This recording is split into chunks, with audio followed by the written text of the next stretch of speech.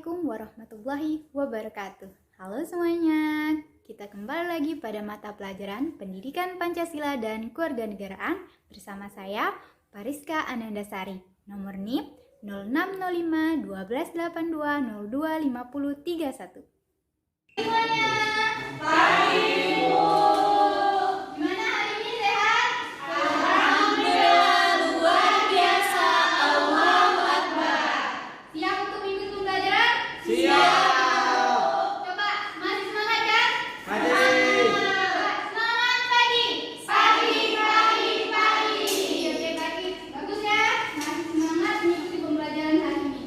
Ya, anak-anak sekalian, kita buka pembelajaran. Assalamualaikum warahmatullahi wabarakatuh. Waalaikumsalam warahmatullahi wabarakatuh. Seperti biasa, sebelum kita mulai pembelajaran, silakan ketua kelas untuk memimpin doa. Baiklah teman-teman, sebelum mulai pembelajaran kita pada hari ini, atau ini kita berdoa untuk keluarga kita yang masing-masing. Berdoa mulai. Berdoa selesai. Terima kasih ketua kelas. Selanjutnya kita periksa jadwal hadir atau kehadiran masing-masing. Pertama Bella, hadir Ibu. Dwi, hadir Ibu. Estina, hadir Ibu. Ada semua ya. Ya Bu. Anak-anak sekalian, hari ini kita masih belajar tentang materi di bab yang sama. Nah, masih ingat minggu kemarin kita belajar tentang apa? Baik Bu. Oke, Joshua silakan. Baik Bu, terima kasih. Kita belajar tentang hierarki peraturan perundang-undangan di Indonesia dan proses penyusunan peraturan perundang-undangan Undang-Undang Dasar Negara Republik Indonesia 1945 dan juga KPPR Bu.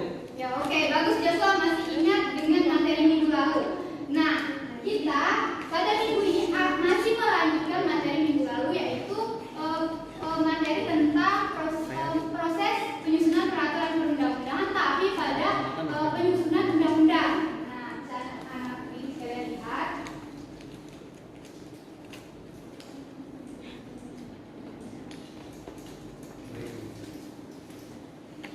Nah, karena kita hari ini khusus belajar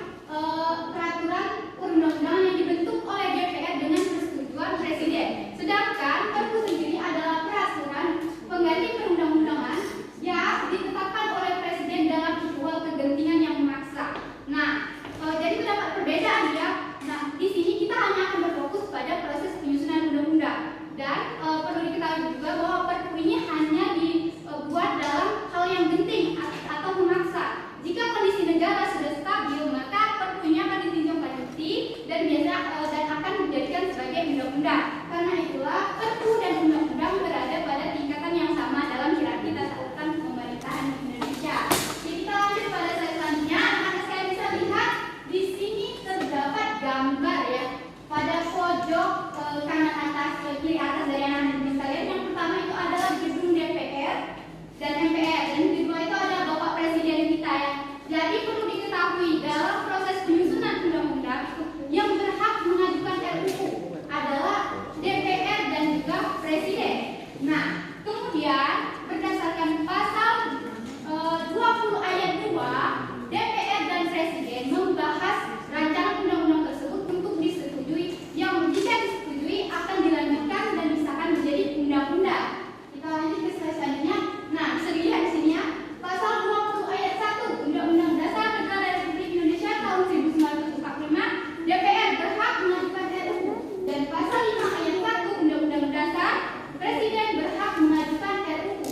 Dan perlu diketahui juga teman-teman sekalian bahwa dalam pasal 22D ayat 1 Undang-Undang Dasar Negara Republik Indonesia, Dewan Perwakilan Daerah atau DPD juga berhak mengajukan RUU. Namun RUU yang diajukan dalam bentuk otonomi daerah, dan pengajuan ini hanya diberikan kepada DPR. Jika DPR menyetujui, maka RUU yang diajukan oleh DPD akan ditindaklanjuti bersama dengan Presiden. Namun jika tidak disetujui, maka RUU tersebut tidak akan digunakan ya.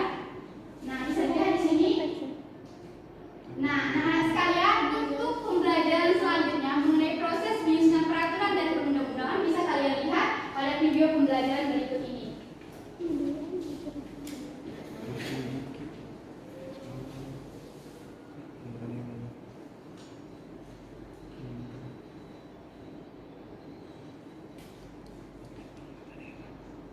Oke, silakan simak video pembelajaran berikut ini.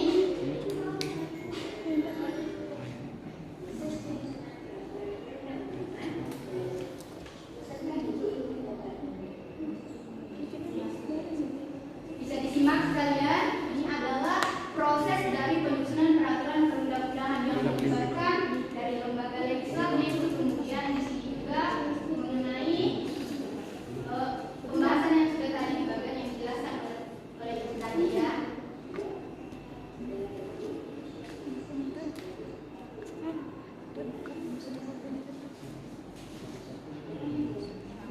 Oke. Sudah disimak ya videonya? Sudah ya Bu. Oke, dari video yang sudah Ibu tampilkan, ada yang ingin ditanyakan? Izin bertanya Bu. Oke, silakan Bella.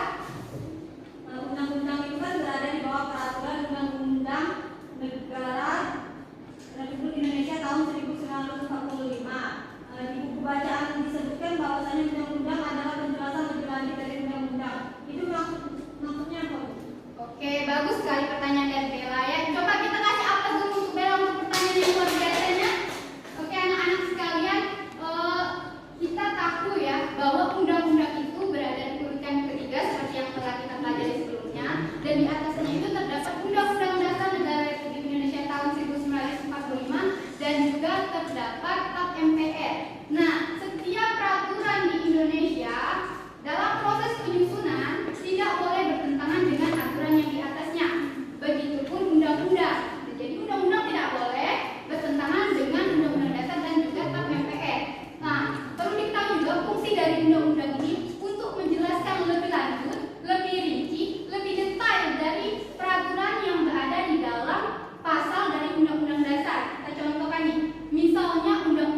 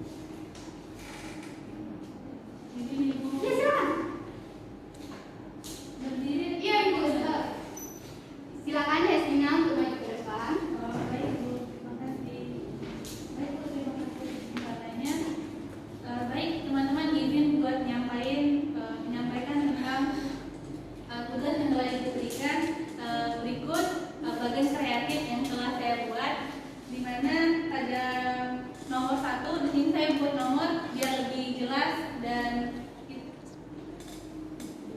biar lebih jelas. Dimana pada nomor 1 ini ada DPR, dimana pada pasal 20 ayat 1 DPR memegang kekuasaan membentuk undang-undang seperti yang telah disampaikan sebelumnya kan. Kemudian yang kedua pada pasal 21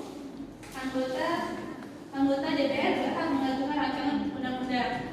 Kemudian ada juga yang namanya yang berhak mengajukan rancangan undang-undang adalah presiden, di mana presiden berhak mengajukan rancangan undang-undang pada pasal 5 ayat 1. Kemudian setelah DPR dan presiden maksud saya mengajukan rancangan undang-undangnya dalam hal ini pada pasal 20